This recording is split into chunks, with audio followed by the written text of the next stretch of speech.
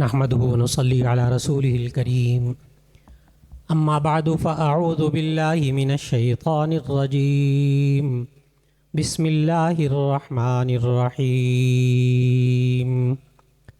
لقد من الله على المؤمنين إذ بعث فيهم رسولا من أنفسهم يتلو عليهم آياته ويزكيهم ويعلمهم الكتاب والحكمة وإن كانوا من قبل لفي ضلال مبين صدق الله العظيم۔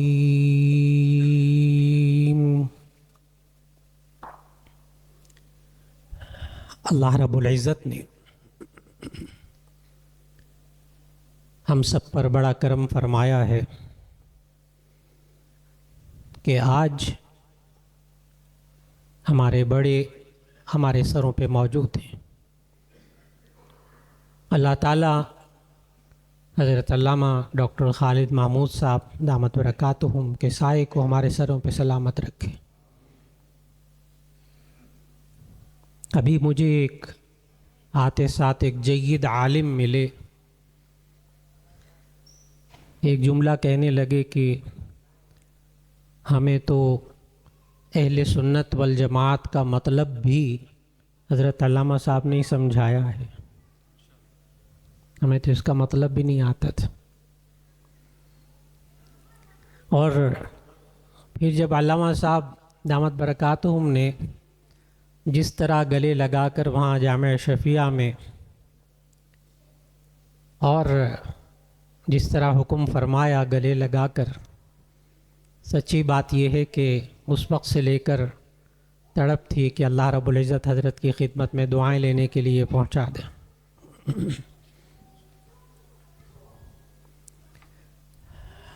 آپ حضرات کو اگر علامہ صاحب دامت برکاتہم پہلے سے یہ بتا دیں کہ ایک جامعہ شفیعہ کا استاذ ہے، وہ آئے گا، اس سے دعا کروانا، تو آپ کتنا خوش ہوں گے کہ علامہ صاحب نے فرمایا۔ اور میری اپنی کیفیت کیا ہوگی اس آنے والے کی کہ علامہ صاحب سے اس وقت تعلق قائم ہوئے 47 سال ہو گئے، الحمدللہ 47 سال، نصف صدی۔ جب حضرت علامہ صاحب دامت برکاتہم نیلا گنبد تشریف لاتے تھے اس وقت میرا بچپن تھا، ابھی داڑھی بھی نہیں نکلی تھی میری، مونچھیں بھی نہیں آئی تھیں۔ اس وقت سے علامہ صاحب کی شفقتیں اس مولوی یوسف کے اوپر ہیں، الحمدللہ الحمدللہ۔ محبت اور بزرگوں کی محبت نصیب ہو جائے تو کیا کہنے۔ تو میں نے آپ حضرات سے ایک سوال کیا تھا کہ اگر علامہ صاحب آپ کو پہلے سے بتا دیں کہ جی وہ مولوی یوسف صاحب آئیں گے جامعہ شفیعہ سے تو ان سے دعا کروانا، ایمانداری سے بتائیں کہ آپ ان کو اہمیت دیں گے کہ نہیں دیں گے؟ اچھا، اگر اسی طرح کسی کے آنے کے بارے میں نبی صلی اللہ علیہ وسلم فرما دیں تو پھر آپ کا کیا حال ہوگا؟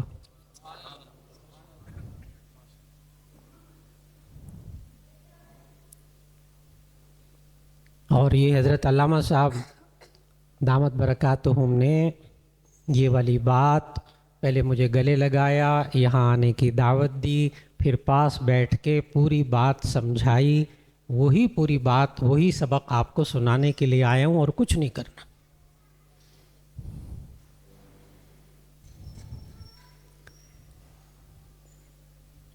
یہ والی بات کہ نبی صلی اللہ علیہ وسلم نے ایک ہستی کے بارے میں یوں فرما دیا کہ ایک ہستی فلاں علاقے سے آئے گی اور آپ لوگ اس سے دعائے مغفرت کروانا، جس کے بارے میں وہ ہستی وہ شخص دعائے مغفرت کر دے گا اللہ اس کی بخشش فرما دے گا۔ نبی صلی اللہ علیہ وسلم نے فرمایا یہ، اور وہ ہیں حضرت اویس قرنی رحمہ اللہ۔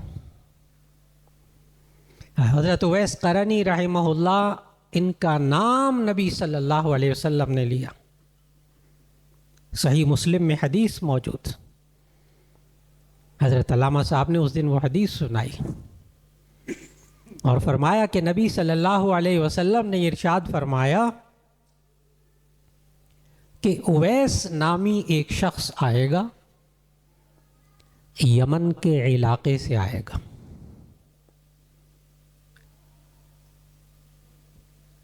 اور اس وقت وہ یمن میں رکا ہوا ہے، اسے میرے بارے میں سب کچھ معلوم، اللہ کے نبی کے بارے میں معلوم، لیکن اس کی ماں بہت بوڑھی ہے۔ یہ بھی بات نبی صلی اللہ علیہ وسلم نے بتائی صحیح مسلم کی حدیث میں۔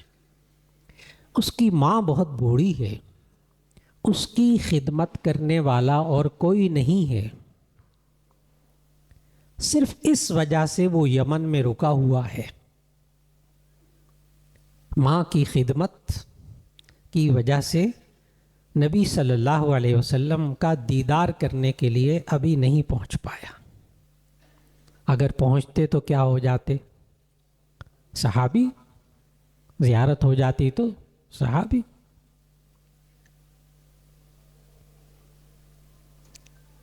لیکن صحیح مسلم کی روایت میں جو الفاظ موجود وہ یہ ہے کہ خیر التابعین آئے گا، خیر التابعین آئے گا۔ وہ خیر التابعین کا جو لفظ ہے، حضرت علامہ صاحب فرمانے لگے کہ یہ تابعین کا لفظ بتا رہا ہے کہ وہ صحابی نہیں ہوں گے، خیر التابعین کا لفظ بتا رہا ہے کہ وہ نبی صلی اللہ علیہ وسلم کی زیارت نہیں کر سکیں گے۔ وجہ بھی نبی صلی اللہ علیہ وسلم نے بتا دی کہ ماں کی خدمت کی خاطر۔ اتنی تفصیلات موجود ہیں، یہاں تک کہ ان صاحب کے قبیلے اور ان کے علاقے تک کا نام بھی صحیح مسلم کے علاوہ باقی روایتوں میں موجود ہے، اس لیے کہ حضرت عمر رضی اللہ تعالیٰ عنہ نے اپنے دور خلافت میں بار بار لوگوں سے پوچھا، جو یمن سے آتا تھا نا تو اس سے حضرت عمر رضی اللہ تعالیٰ عنہ پوچھتے تھے، کیا آپ کو اویس نامی معلوم ہے کوئی شخص جو قرن کے علاقے سے تعلق رکھتا ہو؟ پھر حضرت اویس قرنی جب تشریف لائے اور ملاقات ہوئی، ایک بہت لمبی بات، جب تشریف لائے تو حضرت عمر رضی اللہ تعالیٰ عنہ نے حضرت اویس قرنی سے ایک سوال کیا ہے، کئی سوالات کیے۔ آپ کا نام اویس ہے؟ انہوں نے کہا جی۔ آپ کا تعلق قرن سے ہے، را کے زبر کے ساتھ قرن سے ہے؟ تو انہوں نے کہا جی ہاں۔ اس کے بعد حضرت عمر رضی اللہ تعالیٰ عنہ نے ایک اور سوال کیا، کیا آپ کا تعلق قبیلہ مراد سے ہے؟ حضرت عمر رضی اللہ تعالیٰ عنہ، تو معلوم ہوا نام بھی موجود اویس، قبیلہ بھی انہیں معلوم کہ قرن، اس علاقے کی جگہ قرنی، اور اس خاندان کا بھی ذکر موجود، یعنی قبیلہ مراد۔ اتنا تعارف موجود، اور آگے پتہ ہے کیا ہے اس حدیث میں، صحیح مسلم کی حدیث میں، کہ یہ اویس قرنی جو تشریف لائیں گے اور آپ لوگ ان سے دعائیں مغفرت کروائیں گے تو آپ کی مغفرت ہو جائے گی۔ یہ اویس قرنی، ان کے بارے میں صحیح مسلم شریف کی حدیث میں یہ بات موجود ہے کہ نبی صلی اللہ علیہ وسلم نے فرمایا ان کو برس کی بیماری ہو گئی تھی، وہ جس میں سفید سفید داغ پڑ جاتے ہیں نا، اویس قرنی کو برس کی بیماری ہو گئی تھی۔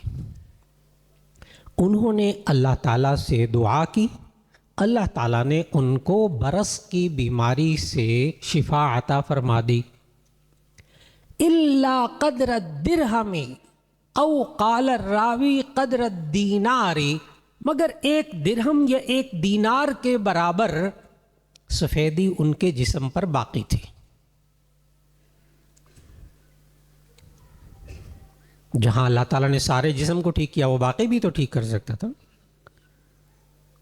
لیکن روایات میں ایک عجیب بات موجود ہے، صحیح مسلم کے علاوہ روایات میں موجود ہے کہ حضرت اویس قرنی رحمہ اللہ، انہوں نے یہ دعا تو مانگی اللہ سے کہ اے اللہ مجھے برس کی بیماری سے شفا عطا فرما دے اور یہ داغ میرے جسم کے ختم ہو جائیں، اور اے اللہ ایک چھوٹے سے داغ کو میرے جسم پر رہنے دینا تاکہ اس کو دیکھ دیکھ کر میں شکر کروں کہ تو نے مجھے کسی بیماری سے شفا دی تھی۔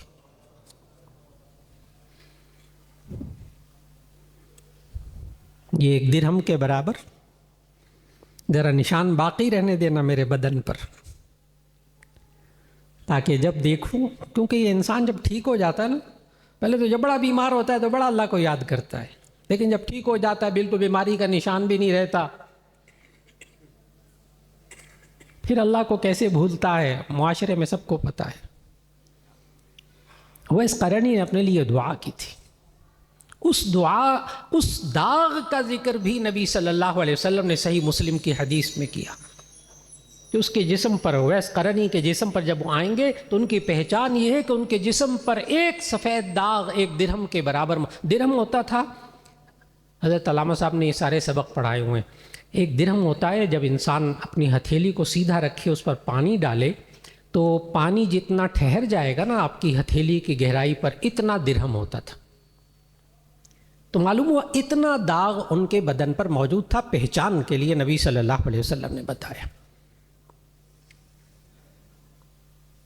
نام بھی بتایا اور قرن بھی بتایا۔ اس میں علامہ صاحب دامت برکاتہم تصحیح بھی فرماتے ہیں، وہ کہتے ہیں را کے زبر کے ساتھ اس کو پڑھا کرو، قرانی، اس لیے کہ ہم خطبے میں بھی پڑھتے ہیں ایک کہ نبی صلی اللہ، ہر جمعے کے خطبے میں خطیب صاحب پڑھتے ہیں، اس لیے وہ ہمارے ذہن میں اور چیز ہوتی ہے، وہ ہے خیر القرون قرنی ثم الذین یلونہم ثم الذین یلونہم، کہ نبی صلی اللہ علیہ وسلم نے فرمایا خیر القرون قرنی، کہ بہترین زمانہ میرا زمانہ ہے، وہ را کے سکون کے ساتھ، را کے جزم کے ساتھ، وہ قرنی، بالکل ٹھیک۔ اور اسی وجہ سے ان بزرگوں نے ہمیں سکھایا سب کچھ کہ علامہ جوہری نے جو لکھا ہے نا حضرت اویس قرنی کے بارے میں، تو انہوں نے لکھا ہے کہ یہ را کے اوپر زبر ہے قرنی، لیکن ان کا تعلق اس علاقے سے ہے جسے نبی صلی اللہ علیہ وسلم نے اہل نجد کے لیے میقات بنایا تھا۔ نبی صلی اللہ علیہ وسلم نے 5 میقات بتائے ہیں کہ یہاں سے لوگ، دنیا بھر سے جتنے لوگ بھی آئیں گے تو وہ اس میقات کے پاس سے گزریں گے حج کرنے کے لیے، عمرہ کرنے کے لیے، تو احرام باندھ کے جائیں گے، اس کو کہتے ہیں میقات۔ جیسے ہمارے لیے میقات جو ہے وہ یلملم ہے، یلملم، اور نبی صلی اللہ علیہ وسلم نے یلملم جو میقات بتایا ہے، یہ بتایا ہے، حدیث میں جو لفظ آتا ہے وہ وَيَلَمْلَمْ لِأَهْلِ الْيَمَنِ، یلملم جو ہے یہ یمن والوں کے لیے میقات ہے۔ اور حضرت اویس قرنی بھی یمن کے رہنے والے تھے، ان کے لیے بھی میقات یہ یلملم ہی بنتا ہے۔ یہ قرن کا جو علاقہ ہے نا، قرن، اس کو علامہ جوہری نے یہ لکھ دیا کہ یہ قرن المنازل سے ان کا تعلق تھا۔ یہاں علامہ جوہری سے ہمارے اکابر فرماتے ہیں کہ غلطی ہوئی ہے، ان کا تعلق قرن المنازل کے ساتھ نہیں ہے، کیونکہ قرن المنازل جو ہے یہ بھی ایک میقات ہے جو نبی صلی اللہ علیہ وسلم نے بتایا ہے، لیکن یہ شام کے علاقے کی طرف ہے اور مشرقی علاقے میں آ جاتا ہے، لہذا اویس قرنی کا تعلق وہ قرن المنازل کے ساتھ نہیں ہے، بلکہ وہ قرن کا علاقہ جو یمن کے اندر ہے وہ مراد ہے۔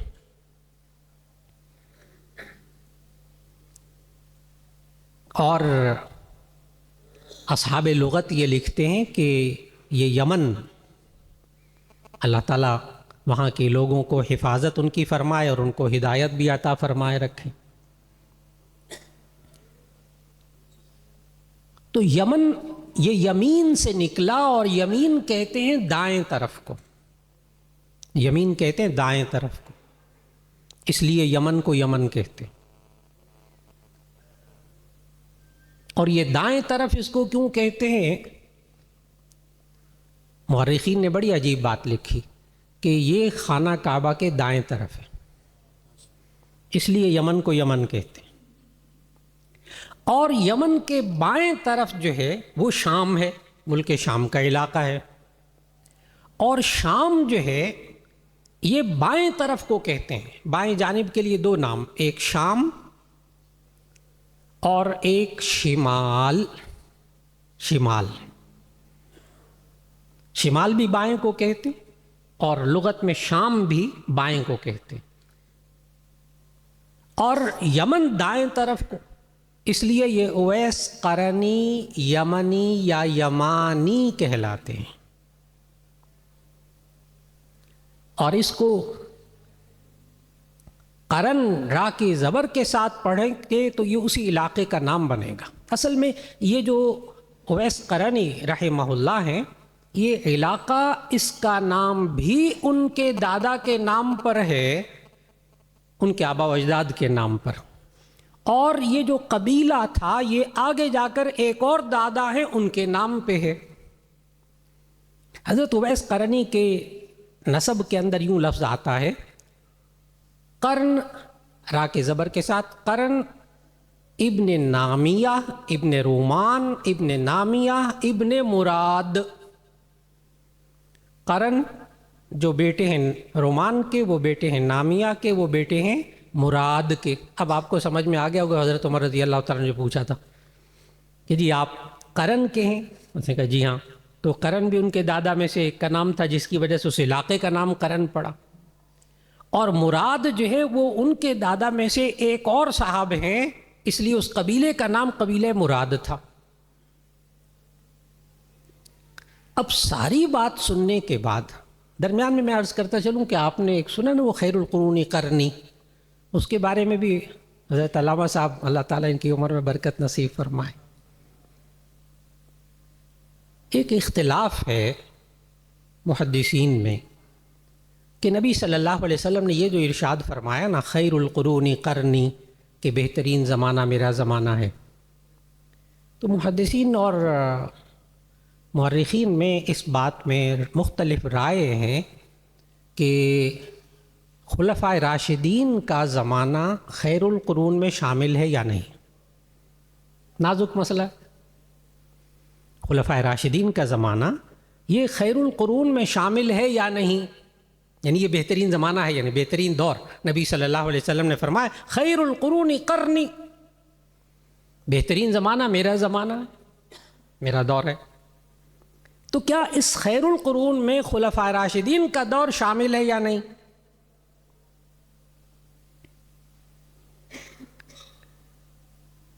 چنانچہ حضرت مولانا اشرف علی صاحب تھانوی رحمۃ اللہ علیہ، اللہ ہمارے بزرگوں کو جزائے خیر عطا فرمائے، حضرت مولانا اشرف علی تھانوی صاحب رحمۃ اللہ علیہ نے فرمایا کہ خیر القرون کے اندر خلفائے راشدین کا زمانہ شامل ہے، خلفائے راشدین کا دور خیر القرون میں شامل ہے۔ اور پھر یہی بات حضرت مولانا ادریس کاندھلوی رحمہ اللہ نے بھی لکھی۔ حضرت مولانا اشرف علی صاحب تھانوی رحمۃ اللہ علیہ نے دلیل کیا دی؟ چونکہ اویس قرنی کا ذکر ہو رہا ہے نا، تو اس میں یہ بھی ذکر ہو جائے ذرا. فرمایا کہ نبی صلی اللہ علیہ وسلم نے فرمایا خیر القرون قرنی. ساتھی علماء تو سب معلوم ہوتا ہے، آپ طلباء اور حضرات طرح پوری توجہ دیجیے گا کہ نبی صلی اللہ علیہ وسلم نے فرمایا خیر القرون قرنی، کہ بہترین زمانہ میرا زمانہ ہے. تو حضرت مولانا اشرف علی صاحب تھانوی رحمۃ اللہ علیہ لکھتے ہیں کہ نبی صلی اللہ علیہ وسلم نے اسی جملے میں بتا دیا ہمیں کہ خلفائے راشدین کا دور خیر القرون میں شامل ہے. اسی جملے میں بتا دیا. اس لیے کہ غور سے ذرا ایک دفعہ پھر اپنے ذہن میں لائیے گا لفظ قرنی، خیر القرون قرنی، ابو بکر صدیق قاف، عمر را، عثمان نون، علی یا، قرن.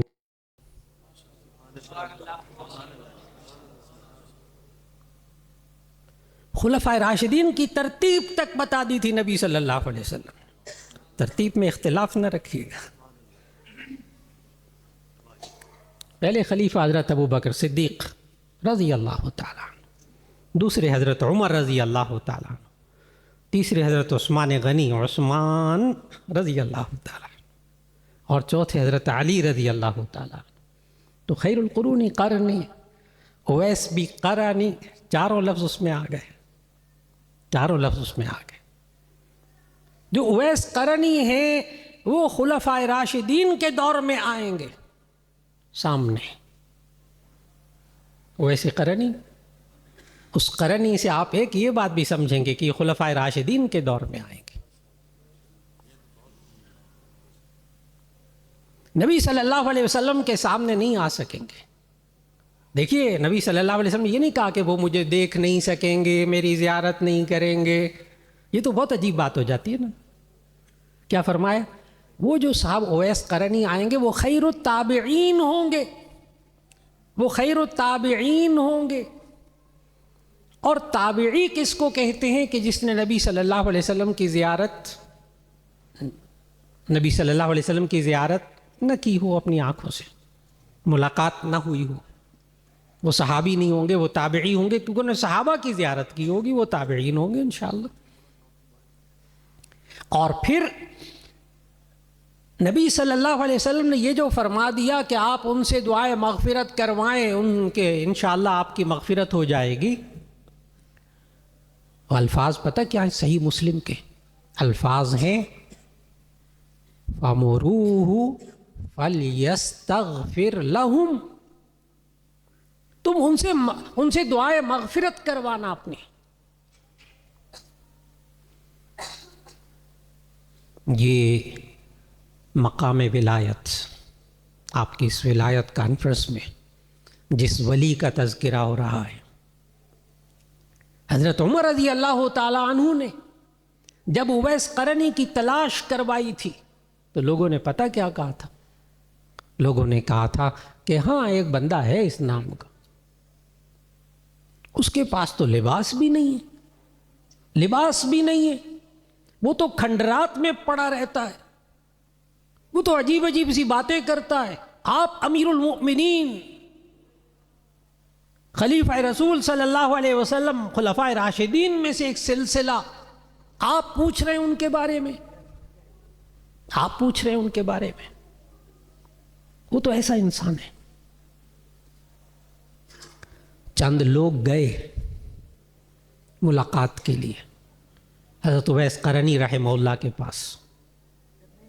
جب ان کے پاس گئے تو ایک صاحب نے کہا کہ آپ وہاں تشریف کیوں نہیں لائے؟ اللہ کے نیک بندے بہت سارے فلاں جگہ پہ آئے ہوئے تھے، تو آپ کیوں نہیں گئے وہاں؟ تو اویس قرنی رحمہ اللہ فرمانے لگے اصل میں میرے پاس نا اس وقت بدن کو چھپانے کے لیے کپڑا نہیں تھا، بدن کو چھپانے کے لیے کپڑا نہیں تھا. یہ نہیں میرے پاس استری والے کپڑے نہیں تھے نا، بدن کو چھپانے کے لیے میرے پاس کپڑا نہیں تھا. تو ایک صاحب نے اپنی چادر دے دی کہا یہ لیں آپ چادر، یہ بھی کوئی مسئلہ ہے، آپ چادر لے لیں۔ ان صاحب نے چادر دے دی۔ حضرت اویس قرنی وہ چادر پہن کے ان کے ساتھ وہ بزرگوں کی مجلس کی طرف چلنے لگے۔ جب چلنے لگے تو راستے میں ایک بندے نے آواز کسی، اویس کہاں سے ہاتھ مارا ہے؟ بڑی شاندار چادر لی ہے، پتہ ہے نا سب کو، یہ کرتا ہے نہیں کچھ نہیں اس کے پاس، نہ پیسہ نہ مال نہ دولت۔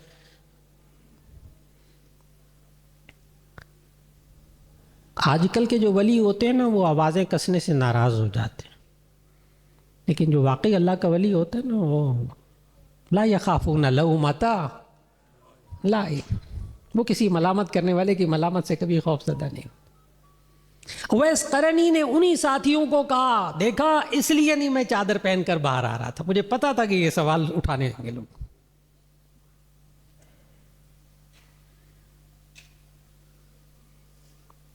ساری زندگی حضرت عمر رضی اللہ تعالیٰ عنہ نے بڑی کوشش کی، کئی طرح کوشش کی کہ کسی طرح ان سے تعاون کیا جائے اور ان کے حالات بہتر ہو جائیں۔ حضرت عمر رضی اللہ تعالیٰ عنہ جب تعارف ہو گیا تھا، ملاقات بھی ہو گئی تھی، تو پھر ایسی صورت میں کچھ تو خدمت ہو جاتی۔ حضرت عمر رضی اللہ تعالیٰ نے بہت کوشش کی، آخر ایک وقت پتہ کیا کہا انہوں نے حضرت عمر رضی اللہ تعالیٰ عنہ کو؟ حضرت عمر رضی اللہ تعالیٰ عنہ سے عرض کیا، امیر المؤمنین، میں جہاں سے آیا ہوں وہیں مجھے بھجوا دیں، اور جس حال میں اللہ نے مجھے رکھا ہوا اسی حال میں مجھے رہنے دیں، اور میرا تذکرہ اور جو کچھ فضائل آپ کو باتیں معلوم ہو گئی ہیں اللہ کے واسطے کسی کو نہ بتائیں، کسی کو نہ بتائیں۔ یہ ہوتا ہے مقام ولایت، جہاں انسان گمنام ہو جاتا ہے، اور لوگ اس سے کیوں محبت کرتے ہیں؟ اس طرح ان اولیاء اللہ سے لوگ کیوں محبت کرتے ہیں؟ جو واقعی اولیاء اللہ، یاد رکھ لیجئے گا، جب تک کوئی شخص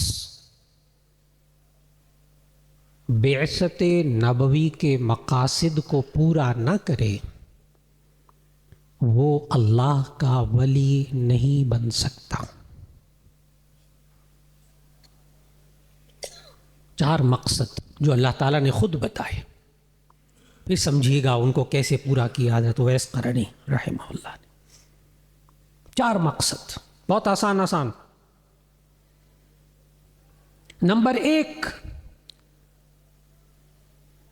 اللہ تعالیٰ نے خود بتائے مقصد نبوی، بعثت نبوی کے مقاصد، اللہ تعالیٰ نے کیوں بھیجا نبی صلی اللہ علیہ وسلم کو، اور نبی صلی اللہ علیہ وسلم کے اس دنیا سے پردہ فرمانے کے بعد اب ہر ایک شخص کی ذمہ داری ہے کہ وہ ان 4 مقاصد کو پورا کرے۔ یہ سارا کھاتا اولیاء اللہ کے کھاتے میں نہ ڈال دیں، آپ دیندار ہیں، آپ اللہ کے ولی ہیں، آپ بس یہ کریں، ہمیں ادھر ہم دنیا دار قسم کے لوگ ہیں۔ یہ بڑی مصیبت ہے آج کل، یہ دنیا دار، یہ دیندار۔ اور بعض تو پتہ کیا کہتے ہیں وہ کسی عالم کا تذکرہ ہو نا تو آگے سے پتہ کیا کہتے ہیں او چھوڑو جی ان کا کیا ذکر کرنا، وہ تو دنیا دار مولوی ہے۔ وہ دنیا دار مولوی ہے، کیونکہ ایک ہوتا ہے دیندار، ایک ہوتا ہے دنیا دار۔ حضرت علامہ صاحب ابھی تشریف فرمایا، اللہ تعالیٰ ان کو صحت و عافیت سے رکھے، فرما رہے تھے کہ طبیعت تھوڑی سی ذرا صبح سے بیٹھ کے ہو رہی، تو میں ابھی ادھر آرام کر کے پھر آ جاؤں گا۔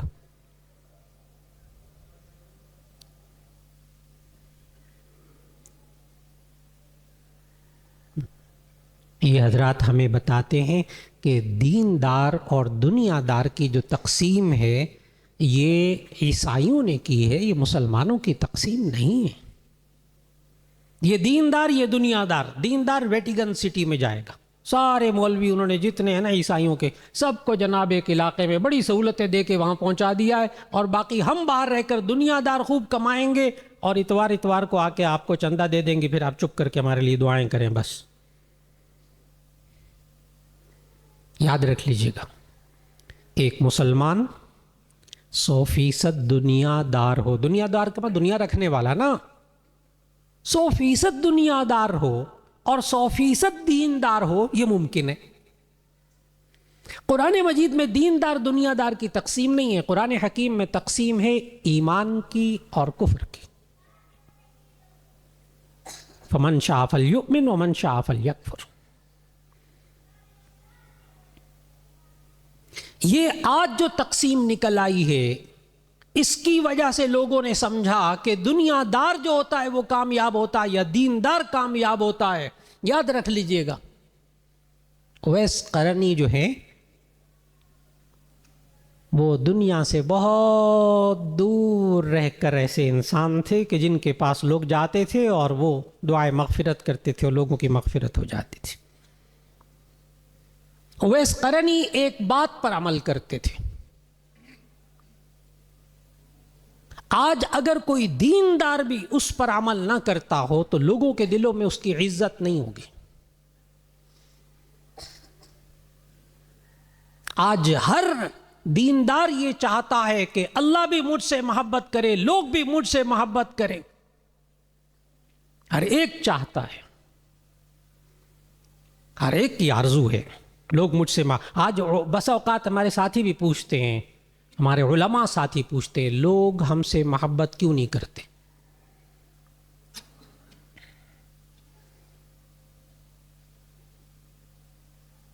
اس لیے کہ نبی صلی اللہ علیہ وسلم نے جو معیار بتایا تھا, جس معیار پر اویس قرنی پورے اترتے تھے, 100% پورے اترتے تھے, اس معیار کو ہم دینداروں نے کہیں کوتاہی ہو گئی. یہ تو نہیں کہوں گا کہ نہیں خیال رکھا, بالکل ہی کہیں کوتاہی ہو گئی. نبی صلی اللہ علیہ وسلم نے یہ نسخہ بتایا تھا کہ لوگ آپ سے کیسے محبت کریں اور اللہ آپ سے کیسے محبت کرے. نبی صلی اللہ علیہ وسلم نے فرمایا, ازہد فی الدنیا یحبک اللہ وازہد فی ما عند الناس یحبک الناس, او کما قال علیہ الصلوۃ والسلام. ازہد فی الدنیا یحبک اللہ, آپ دنیا کے بارے میں بے رغبتی اختیار کریں. ازہد فی الدنیا, آپ دنیا کے بارے میں بے رغبتی اختیار کریں. یحبک اللہ, اللہ آپ سے محبت کرے گا. وازہد فی ما عند الناس یحبک الناس, اور لوگوں کے پاس جو مال و دولت ہے اس کے بارے میں آپ بے رغبتی اختیار کریں, لوگ آپ سے محبت کریں گے. اور اگر کسی دیندار کی نظر دنیا دار کی جیب پر ہوگی تو وہ کبھی اس کی عزت نہیں کرے گا. ہم نے اویس قرنی سے سیکھنا ہے کہ انہوں نے اس حدیث پر کیسے عمل کیا. ازہد فی الدنیا, دنیا کے بارے میں بے رغبتی اختیار کرو. اب ہمارے بزرگ سکھاتے ہیں کہ اچھا اگر آپ نے پیسہ کما لیا تو کیا آپ زاہد نہیں بن سکتے؟ کیا آپ نے گھر بنا لیا, کیا یہ دنیا سب کو چھوڑ چھاڑ کر جنگلوں میں نکل جانے کا نام ہے؟ نہ, بات کو سمجھنا ہے. اگر کوئی انسان مال کماتا ہے اور حلال مال کماتا ہے تو ایسی صورت کے اندر پھر اس کے بعد حلال جگہ اس کو خرچ کرتا ہے, اللہ اور اس کے رسول صلی اللہ علیہ وسلم کے احکامات پر پورا اترتا ہے, ماں باپ کا خیال رکھتا ہے, اپنی اولاد کا خیال رکھتا ہے, بیوی بچوں کا خیال رکھتا ہے, اور حقوق اللہ, حقوق العباد پورے کرتا ہے.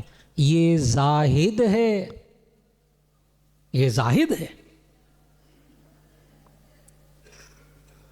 اور جو کچھ لوگوں کے پاس مال و دولت ہے اس کے بارے میں بے رغبتی اختیار کرے گا تو ایسی صورت میں یہ انسان ایسا ہوگا کہ لوگ اس سے محبت کریں گے. یہ تھا مزاج حضرت اویس قرنی رحمہ اللہ کا کہ حضرت عمر رضی اللہ تعالیٰ نے اتنا کچھ دینا چاہا, خلیفہ دے رہا, اتنا کچھ دے رہا, ساری زندگی کے لیے کافی ہو جاتا, مانگ نہیں, کبھی کمانا بھی نہ پڑتا, اتنا دے رہے تھے. لیکن ایک چیز نہیں لی, مجھے وہیں چھوڑ دیجیے جہاں سے آیا ہوں. یہ وہ چیز ہے جو آج کے معاشرے میں ان بزرگوں کی زندگی سے سیکھنی ہوتی ہے کہ نبی صلی اللہ علیہ وسلم کی آمد کے جو مقصد بتایا اللہ تعالیٰ نے, تلاوت کلام پاک, تلاوت کلام پاک. یتلو علیہم آیاتہ۔ نمبر 2 وَيُزَكِّيهِمْ، ان کے نفوس کا تزکیہ کریں، تزکیہ نفس۔ ان صوفیہ کے پاس، ان اکابر کے پاس، ان مشائخ کے پاس بیٹھ کر انسان اپنے اندر سے بری سوچے، برے خیالات، برے جذبات، برے اعمال، برے اخلاق، بری عادتیں اپنی زندگی سے نکالے اور اچھی سوچیں، مثبت سوچیں، اچھے اخلاق، اچھے رویے، اچھی عادتیں اپنی زندگی کے اندر لائے۔ اسے تزکیہ نفس کہتے ہیں جناب۔ اگر یہ کر رہے ہیں تو تزکیہ نفس ہے، ورنہ کچھ اور ہے۔ ایک تلاوت کلام پاک، ایک تزکیہ نفس۔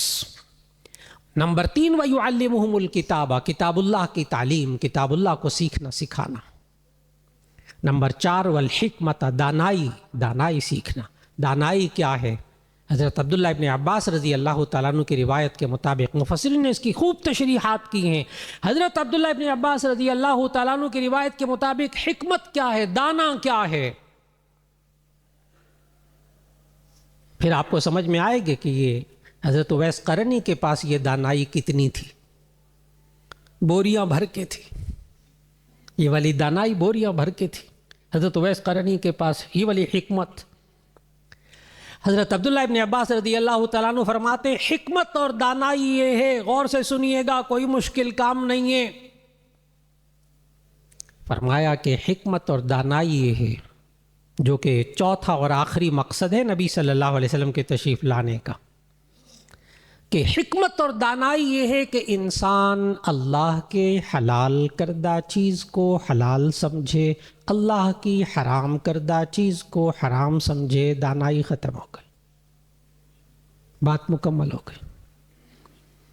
یہ انسان اپنی زندگی میں رہتے ہوئے حلال کو حلال سمجھے، حرام کو حرام سمجھے، یہ ہے دانائی۔ بڑی ڈگریاں لے لی، بڑا پیسہ آ گیا، سب کچھ آ گیا، لوگ کہتے ہیں بڑا عقل مند، بڑا سمجھدار۔ سوال یہ کہ حلال کو حلال سمجھتا ہے کہ نہیں، حرام کو حرام سمجھتا ہے کہ نہیں؟ اگر یہ سمجھتا ہے تو پھر یہ معاشرے کا دانا انسان ہے اللہ کے نزدیک۔ یہ ہے وہ بزرگ حضرت اویس قرنی رحمہ اللہ۔ اللہ رب العزت ان بزرگوں کے تذکرے میں آج ہمیں جو نصیحتیں ملتی ہیں، رہنمائی ملتی ہے، اللہ رب العزت ان کے نقش قدم پہ چلنے کی توفیق عطا فرما دے۔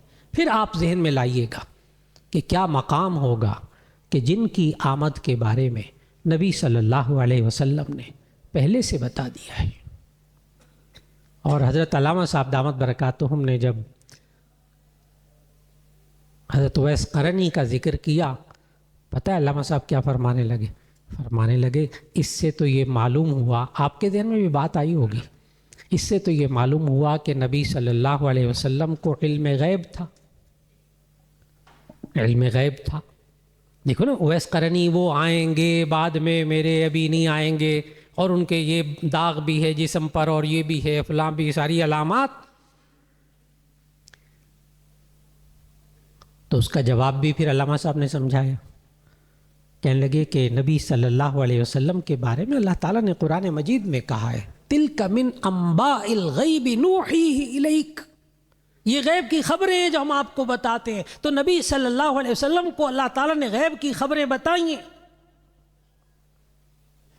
غیب کی خبریں بتائی ہیں۔ نبی صلی اللہ علیہ وسلم کو غیب کی خبروں کا علم تھا جو اللہ تعالیٰ نے بتائی ہیں، غیب کا علم نہیں تھا۔ اگر بغیر واسطے کے، بغیر آلے کے، بغیر کسی ذریعے کے علم ہوتا ہے اسے علم غیب کہتے ہیں، اور یہ علم صرف اللہ کے پاس ہے۔